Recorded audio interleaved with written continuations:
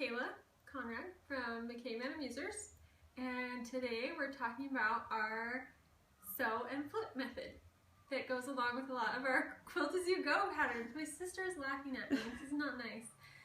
So the first step with the sew and flip method, oh man, I'm bad at this. With the sew and flip method is that you need to cut your batting to the size of the finished item that you're making. For us, right now, that is a blanket. So we have the batting cut, check this out, to the full size of the blanket. If you're doing just a block in a Quilt As You Go pattern, you're just going to cut the batting to the size of the block. So whatever you want your finished item to be, the size of your finished item to be, you cut your batting to that size. Good to go? Good to go. Okay, we also have taken our finished size and we had 6 prints that we wanted to use.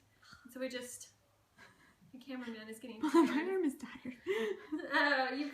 We just basically took the size of our blanket and divided it evenly by the number of prints we wanted to use. And so we have those pre-cut here. So adorable. And we're using a minky fabric, so it's super soft and plush. Just gonna put these back here for right now. As for right now, we're just dealing with this top one. So you're gonna have your batting laid out on a nice flat surface and make sure that this starting point is a really straight line. So we laid it out and straightened it up before you got here. And then we're gonna take the first piece of fabric, the one that we want at the top. And since we're using a soft fabric, it has a nap. So you test for nap by rubbing the fabric. This way is the wrong way, this way is the right way. See, wrong way. It looks like that, not so cute. Right way. So I want the nap going down on my blanket. And if you're not using something with a nap, but you are using a print, just make sure that the print is going the direction you want. So now we're gonna line up the edges so we get a nice straight edge all lined up, nice and pretty all along the top. No comments from the pink gallery this time, I see. You're so slow. You're slow. Alright.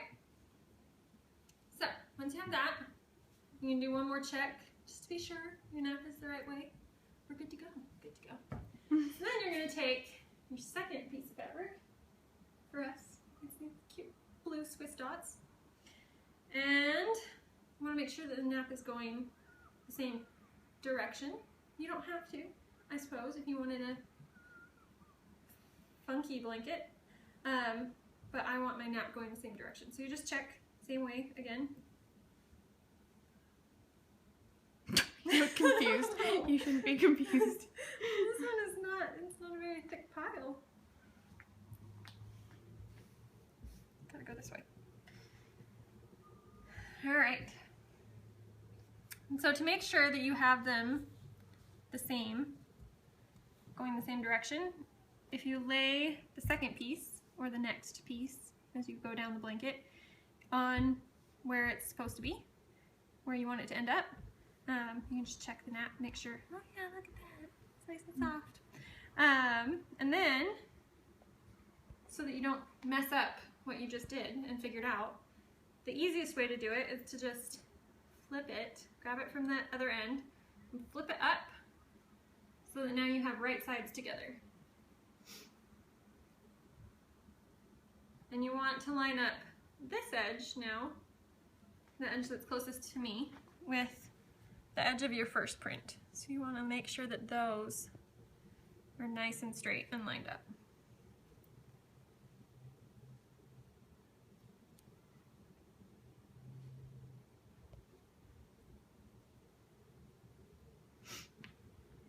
I should stop sniffing. And this part actually can be a little bit tricky if you have the naps going the same way, because they kind of want to fight each other right now when you're lining it up.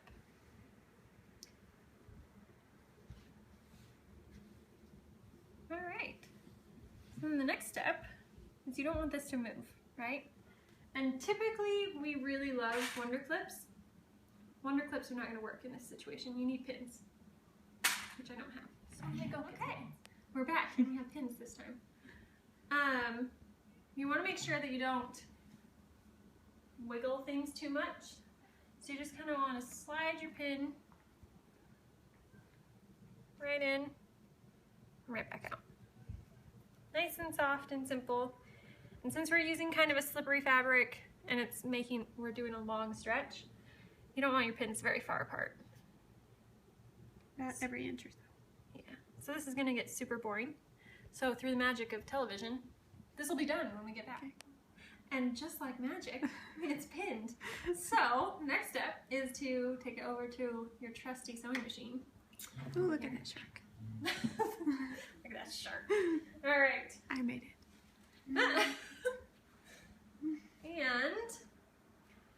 And because we're using cuddle fabrics, I'm going to use a slightly larger stitch, but You mean longer. longer. That's what I meant. Slightly longer stitch so that, you know, just, oh, gotta do this first. Okay, I don't remember where we left off. So for this minky fabric, we like to use a 1/2 inch seam allowance and a longer stitch length. You already said that. I'm reiterating. I can cut out the other one, whichever one sounds dumber. I'm not cutting out either. Continue. Super helpful.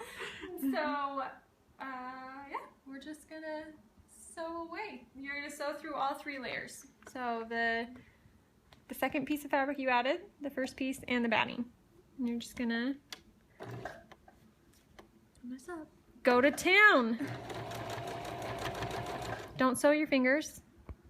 So you're sewing with the foot along the edge of the cuddle.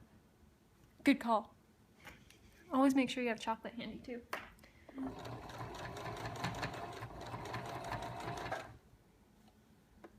And take the pins out. Oh, stab. It's always good when you throw them in your lap. Super helpful to the process. Try to keep your batting flat behind your seam. It's going to be a little bit awkward because right now we're shoving the entire rest of the blanket through, but just try and keep it as flat as you can. And we shall More the camera magic. All right, thanks to the magic of video, television, we're not on television, video, we're back and we're done. Look at that, all sewn. So our 1/2 inch seam is from this edge. So when you put it under your presser foot, just make sure that this is where you're counting your 1/2 inch from.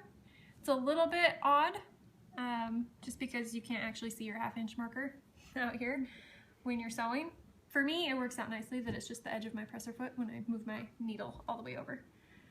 You can also see down here at the end, it didn't stay perfectly lined up. That's not the end of the world. Don't worry about it. Perfection is overrated. So the next step is magic. You did the sew. Now guess what you do next? You flip. Okay. So you flip this back down and voila. Your next piece is connected. It's not going anywhere. Your naps are lined up because you checked beforehand. Good job for you. And we're gonna add the next piece. Same way. You should put some pins in first. Pins in first. In the blue one so that it doesn't move. Just a few. I never do that. Are you crazy? Then they'll stab you when you're sewing. All right. Well, fine. The videographer says, so we're gonna add some pins so it doesn't move on us. I guess that's not a terrible idea. So,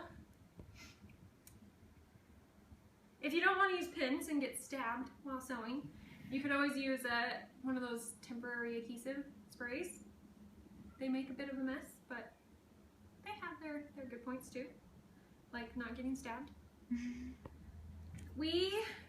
Something I didn't mention before was that the batting that we use warm and natural. We like it particularly and especially when we're using minkies or cuddle fabrics, just because the fabric itself is already so heavy and already very warm fabrics just just by themselves. But if you use a light batting, it doesn't weigh it down much more, and it doesn't add to the overall heat factor, which is kind of nice. Unless you really like to sleep under a sauna, which also is great if that's what you want. So we're gonna test for nap again, or print if you're using cottons. So you can also do this with cottons. You can do it with puffier batting if you want. If you're using cottons and you want it to look puffy. If you're using a polyester batting, make sure you don't iron on it. You will melt it. All right, so we have matching naps, and we flip. Now, if your pieces are the same size, so say you cut this strip, all your strips are cut to the same, we'll call this the height, you're gonna notice that it won't line up here anymore, right? Because you have a 1/2 inch seam back here. So don't worry about this end because it's not gonna match. You worry about this end and make sure that these two are lined up all the way across. And pin it again. Through the magic of film, be done in 2 seconds. Shake of a lamb's tail. We're back and we're pinned. So now, any guesses what we do next? We shall sew. I see the kids coming. I want to start like that. We're back, and the kids are too. So when you hear small voices, higher pitched than my own, it's the children, and we'll deal with it. So you sew a nice long seam again, and minimum amount of blood loss, you know, from the pins, but they're back here. So you take those out, and if you want to do what our videographer suggests, move those right on down to the next piece.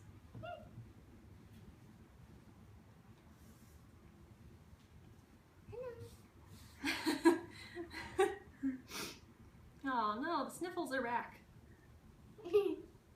Alright. At least my niece thinks I'm funny. Hey. And then we'll grab the next print. I'm going to move this up a little bit, which is adorable orange Swiss dots. This time, the fabrics we're using are from Easy Fabrics. In case you were wondering. Super cute print, little sharks. And it's pretty sure, Kira can correct me if I'm wrong, but it would appear these are all from a coordinating line. So, You are correct. check for nap again. I mean Swiss, okay. That Swiss dot was a little easier. We have it right. So, any guesses what we're gonna do next? I'm sure you're all waiting with bated breath. Flip it up. Even Gabby knows, and she wasn't here for the other videos. Flip it up. Line up the edges. We're gonna pin and sew and flip and just continue the process till we get to our last row. But that's not very exciting, so we'll see you when it's done. And we're back. We just, why am I doing weird things with my hands? We just finished the last seam for the last strip of fabric. So, you know, follow the trail of events. I don't know. Just do what you've been doing. Flip it over, and because your batting is cut to the size that it should be at the finished, at the end of your project. Oh my goodness, this is terrible. They should match up, and magically they do. Look at that, we did our math right. It happens occasionally. Oh my goodness, I sound like a, okay. So at this point, what you want to do is square up your quilt.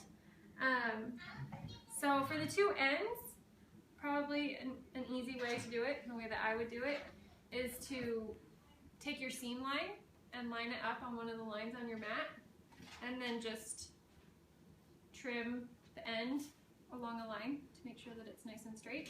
Do that for both ends. If you're doing something that's small and will fit the whole thing on the mat at once, fantastic. Just put it there and cut all four sides at once. If you're doing something like this, it's possibly easier, I don't know, we're not experts in this, this is what we would do, to fold it in half.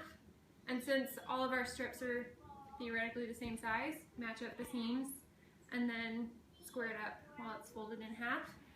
If you notice that it's significantly off, just try and take the same amount from each side. Don't cut it all off of one side. Especially if you're doing something with this pattern, with this style, it wouldn't necessarily matter a ton, but you don't want to square up one side and then not be able to square up the other without significantly shrinking your blanket. And if it's something that has a significant, or a particular pattern on it, you don't want to offset your pattern too much. Or a design. Now that once you square up your blanket, your quilt top, then you're going to, the next step would be to use the wonderful Wonder Clips and go around the edge to hold all the edge pieces down.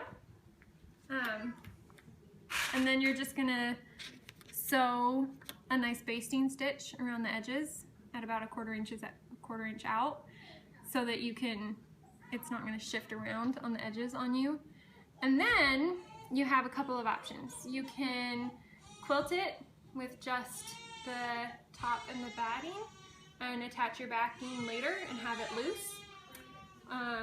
And if you don't like your backing loose and you do that method, you can always stitch in the ditch. Or you can attach your backing and quilt through all the pieces at once, or you can choose not to do any additional quilting at all, because technically it is hooked to the batting. It's not going to go anywhere. With something bigger like this, often we recommend you do, just because number one, it adds a little bit more visual interest, and number two, it does keep it laying a little bit nicer. One of the things that we like to do, because we're cheap, is to quilt them ourselves. And I personally am not very skilled with a free motion foot at all. So what I do, and what my sister does a lot of times, is we use painter's tape to make out, or to lay out a pattern with painter's tape, and then we just follow the edge of our painter's tape and do straight line quilting using painter's tape, which we have another tutorial for coming, maybe. We'll see, I don't know. It's in a pattern that we did, the basic baby blanket pattern, which I believe is a free pattern on our website. If you want to just go out and download that, it'll tell you about our... That's a yes, it is. Oh, it's a yes. That we have that out there that you can check out our painter's tape method. So. And quilt is done. What? And your quilt is done? What? That's the end of our tutorial. Oh, we're done. You're done. If you followed along with us and had the magic of film, you're done. Thanks for checking us out, and hope you had a good laugh and learned something along the way.